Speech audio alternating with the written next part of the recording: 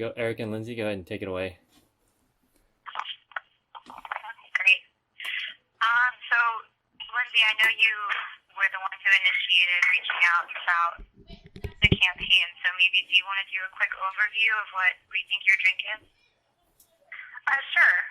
So, Rethink Your Drink, I got introduced to it when I came to the Kankakee County Health Department. I do their health promotion coordination, and I'm working with the C-Dash grant, which is chronic disease and school health. And so as I was getting introduced to everything, they introduced Rethink Your Drink, which Illinois Alliance for Obesity Prevention is one who made kind of the model toolkit for. And it's to raise awareness of the dangers of sugary beverages, the health effects of them, and then really to promote health among adults and youth. And then something that we kind of identified as we were going through this, like Erika and I, is that it really hits home with the youth part. Like there's a lot of initiatives out there for, getting kids to drink more water and promote that, like reducing sugary beverages, but there's not a lot to adults. Excuse me. And so what we kind of made was not as much of like a toolkit like the 40-something page one that the IAPO has, but it's more of a question and answer. Like, how do I get this started? Where are some great resources for me? And then as we move along, like we'll start looking at best practices and things that if you aren't working specifically with an organization that you as an individual can do to promote, that healthy initiative of reducing sugary beverages. Right. Yeah, because I feel like the biggest hurdle for anyone who wants to implement this in their own community is just knowing how to reach out or make that first point of contact and identify the audience you want to reach. So we're just trying to give some ideas for that. I know that it would be, I'm sure that some sites for both youth and adults would be the same. Something that Lindsay and I had thought of were local YMCA's. This could be a good starting point for any students who want to use this campaign. And I think something important that Lindsay had mentioned, or an edit she had made in this toolkit, is that using this campaign on your own, it doesn't have to be, a complete intervention with the organization. It can just be something as simple as making some of these great visuals. I don't know, did everyone see the pictures on the website of the Rethink Your Drink boards? Lindsay and I had just said kind of a brief overview of what the campaign is and how we think it's definitely possible for students to implement it in their own communities, both for youth and adults. And it doesn't have to be a complete intervention at a single site. It could be something as simple as using these really cool visuals, these poster boards, I'll scroll back up, that kind of give that like really tangible sense of how much sugar you're drinking in the course of a week or a day. So it could be something as simple as putting that kind of poster visual at a specific site, or it could be working with the health department or some other local organization to try to, have a wider reach across the community. And the caveat in what Erika was saying, if you could scroll it back to the image real quick. We made this one, we did one that was like just what was in one bottle, and then we did it with the what was in one bottle a day for a week, and then we also have one that we kind of made to distribute out to like our early education centers. We have one at the YMCA, but it's a jar that's full of 10 pounds of sugar, and it's what it looks like if you drink 2 pops a week for a year. And it's something that's done, it has had a lot of good feedback, and a lot of people, like I've even seen, because I'm a member of our YMCA, and I see people stop and be like, oh my gosh, I'd never know that. So those are just really small things that make a huge impact. Definitely. So we started with some questions, some more broad ones, like what is Rethink Your Drink, tips on how you can implement it in your own community, and the sites that I mentioned for both youth and adults. And also the materials that you would need to implement the campaign, which I think could be another challenging part for students to implement it on their own. Sorry, the scroll button's giving me a little bit of trouble. But Lindsay, I'm not sure, how does your organization provide you with that kind of signage? Are you guys kind of on your own in terms of like getting those materials, or are you given those materials? So the way that we actually got a lot of the materials is that we worked with a grant for our entire community that has multiple partners in it, and that was one of our initiatives, is to work with early education through 12th grade. And so that we used the grant to pay for printing out like mass amounts of these to hand out. But really, I think if it were something where it was just a student doing a lone thing, I think the best thing would be to make maybe a visual, because that's like probably a lower dollar where they're not having to come up with a lot of money. Or, and it's in the question and answers in here, would be to go ahead and reach out to your local YMCA or your health department and see if they're already working on something like this, and if they'd be interested in maybe expanding it or using this as part of their chronic disease prevention. Yeah, that's a great idea. Oh, so yeah, I just had a quick question. So this may be a naive question, but why do we care about sugar? I guess we assume that we're all on the same page, but just to clarify to the the broader audience, like why don't I just drink a whole bottle of sugar a week? Like, does would my body care? Well, yeah, I think the big point of something like this is the empty calories that come in sugary drinks aren't really doing your body any good. It is giving you energy technically, but there's no nutrition or added hydration along with that. So I think that's why the campaign really emphasizes just figuring out ways to make water more appealing. Lindsay made a really good point when we were emailing that her organization, they try to not promote diet alternatives or something that's sweetened with artificial sweeteners, because it's just better to go the purest route that you can with water, which would be the most hydrating with no additives. Because like in looking at the research, they really haven't found anything that's conclusive when they look at like diet sodas compared to regular when it comes to weight control, obesity prevention, and things of that nature, and they directly linked sugar consumption, like excess sugar consumption, to weight gain, obesity, and then all the chronic disease that comes along with it. So. All right. Yeah, yeah, I didn't mean to be playing devil's advocate, but I've actually personally... No, not at all. That's a good question. Yeah, no, I've actually personally cut out all sugar from my diet, and I would say on a personal level, I have experienced higher concentration levels. I don't have like bouts of sleepiness, after lunch or dinner, and just overall happiness. So that's that'll do it for me. It's, just taking that out. I mean, I've actually taken it to another level. You're talking about just sugar in drinks, but I've gone to the next level and just taken it out of my diet entirely. So, but. Right. And I think a big thing with a campaign like this is really the education portion of it, because I really don't think that American adults in general know like how much added sugar is recommended for them. Or even if they do know like what they've read, do they really know what that looks like? Yeah, and also 36 grams. You know, and those are like the really great visuals that us as public health advocates can put out, because some people don't know that 36, like what 36 grams looks like, and that's if they drink 2 pops, you're almost there. And also the prevalence, and that's for a week.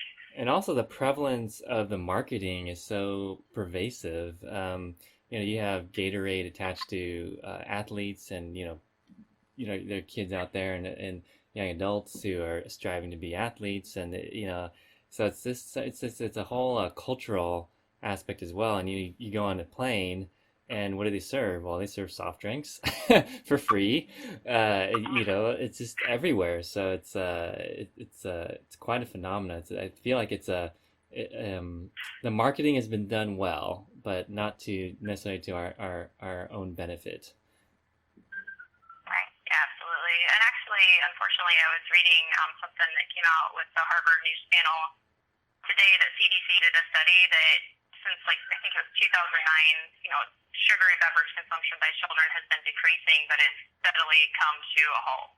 And they're saying that there hasn't been any change in it, and it's actually gone up a little bit. So that's kind of scary, knowing that the more and more that we know that it's affecting people with chronic disease. So intervention at any level is great at this point. Right, absolutely.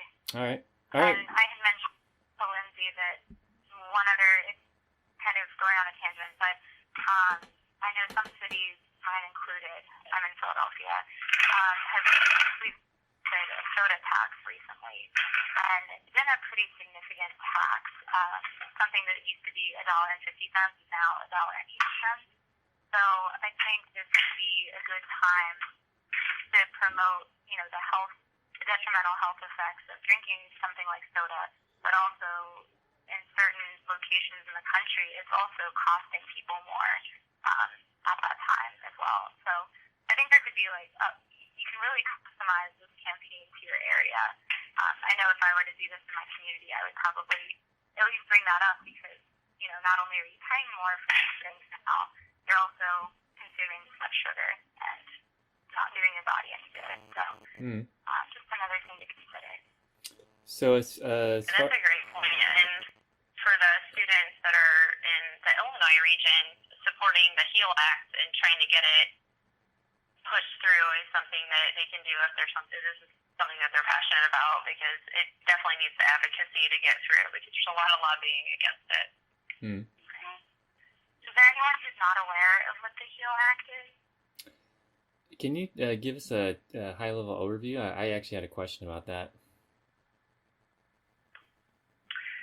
So the HEAL Act is Healthy Eating and Active Living, and it's a tax that was proposed. It's a sugary beverage tax, and I can't remember all the actual facts about it, but I want to say a portion of the money that's going to come from this tax will be to go to paying Medicaid and Medicare, the debt that we have on that, and then the other portion is going to go to community outreach to work with chronic disease prevention, especially in communities that have a lot of need, underserved communities. And then it's really going to work with trying to promote that health education across the board. And they've been advocating for it quite a bit. And in Illinois, the American Heart Association has been working to try to get people to contact their legislators, and we have some information on it. Can you pull that up by chance, Erika, or is it? I guess you're not on your screen. Yeah. So do you need the web browser? Let me. Yeah, I did also share it with you, Dr. O, the updates from the HEAL Act, like what's been going on. I know we kind of got to a standstill with it, and I just recently got access to the updates on it, so I'm kind of reading up myself on where we're at. But the big thing with it is just to try to push the sugary beverage tax to, as Philadelphia did, be another one of those pioneers that understands the importance of preventing chronic disease through, promoting health in the diet. Okay. Great. So this is the document right here, the HEAL Act information. Yeah, and this isn't the overview, but this is the updates. This is where they're at right now. Okay. And it's something, we don't have to go through the whole thing tonight, but it's definitely something that we can share with the students. All right, so in continuing your toolkit, what presentation, so for the listeners on this call and anyone listening to the recording, what next action steps can they do in promoting that in their community? So I think one of the first steps could be identifying what audience you'd like to reach. Like Lindsay and I said, we think adults should be reached just as intensely as the youth population is currently. So you'd want to identify your audience first, and then the next step would just be contacting the site or the sites that you're hoping to reach. So I think that would probably be the next best first step. I know that some something that would probably be helpful would be if we could create some kind of email template or, a phone dialogue template that would just kind of introduce yourself as a student with Benedictine, why you want to do this, and your goals for implementing Rethink Your Drink. Do you have any other first steps to add to that, Lindsay? No, not at all. I think that was a great introduction. One thing that Illinois or the IAPO, they had an actual good action plan. It's more of like a statewide movement, but I think you could definitely tailor it to, whatever size movement that you wanted to do with it. Mm-hmm. And it kind of encompasses that last sentence on there, the engage, plan, promote, and execute. So one thing I thought of is, if people are interested, maybe there can be like a main contact person, and then so instead of, just having somebody, like an island working in their own community by themselves, it'll be like a support network of, what step are you on? Check off the next step. Do you have any questions? Sort of like a network, like a social network for Rethink Your Drink, almost like a kind of idea. Mm-hmm. Yeah, I think that's a great idea. All right. And I don't even know that there isn't something like that out there already where people are kind of working on the same initiative and sharing ideas. So it's maybe something that we could research a little bit, and then if not, that we could at least create our own within the Benedictine network. Or I know we have a Facebook page, which I'm not active on, but maybe we can create a sub Facebook page of, kind of to keep everybody in the loop. I don't know, just an idea.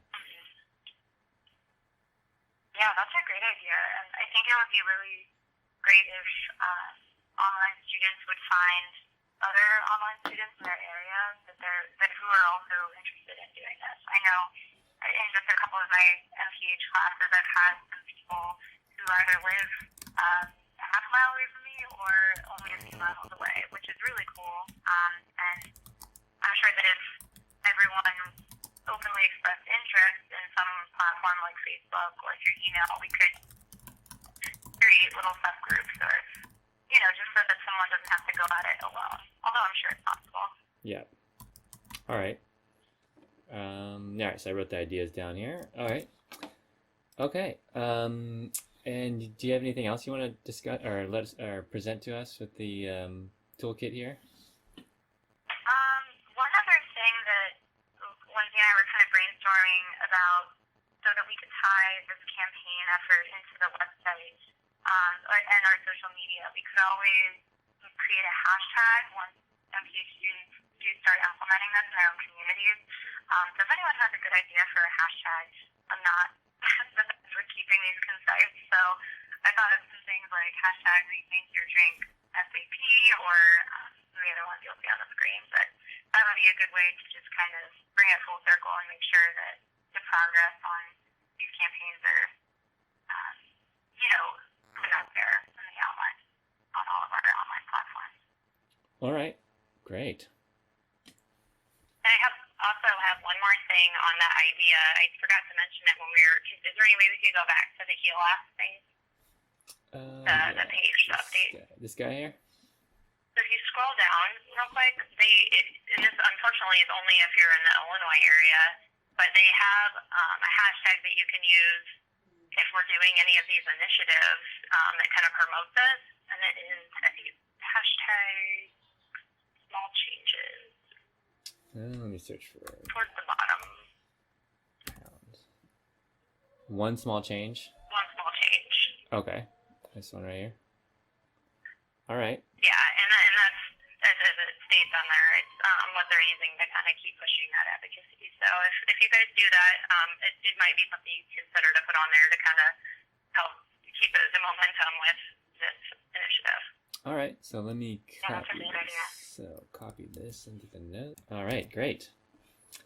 Well, thank you, Lindsay and Erika. Do you have any other final comments or anything else you want to add before we move on? I don't think so. Thank you.